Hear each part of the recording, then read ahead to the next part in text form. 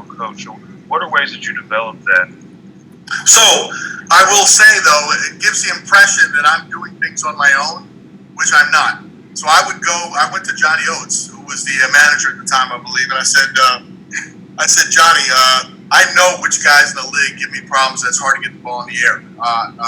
I've done this before, whatever else. I would like to ask for the ability to put my hit and run on when I know in the counts. You know, if I'm waiting for you to do it, you're waiting for a count 1-0 or something. I might have a sense that I want to put it on, so I'm asking for the freedom to do that, and they granted me the freedom. That's why Johnny said, "Okay, it's okay." He misunderstood what he was doing. So I would always go to a manager first, you know, and I would think that Harold Reynolds, coming over from Seattle, would say, "Okay, look, we had the green light to go all the time. You know, I've stolen bases. I have an 80% success rate, or whatever his success rate was." If I was Harold, I would have said, "I'd like the green light," and then Johnny would have said yes, and he said, and then Johnny would have said, "But there are times when I don't want you to run.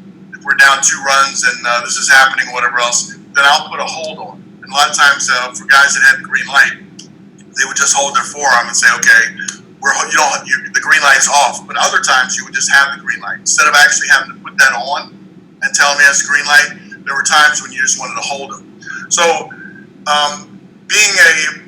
there's a great value to your players playing in the game and getting data. And so we live in an era now where it almost feels like our players are more like robots. We're feeding them where to play, when to play, what are the counts, what to do, and you're forgetting the feel of the situations in the game, what's happening in the game, what's the data that's currently available to you to use.